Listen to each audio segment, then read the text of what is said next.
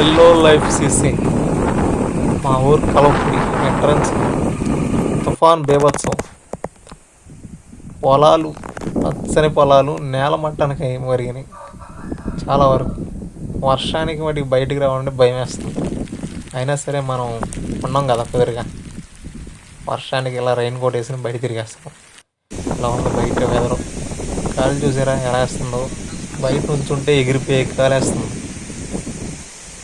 ఆ గాలికి first time నాకు గజ్జలు చెప్పాను.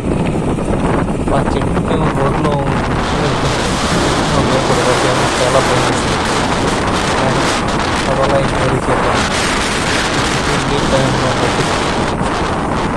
చూడండి, వర్షానికి గుంటలు పడినట్టు పొలానికి వస్తే పొలం ఎలా ఉంది. Okay bye.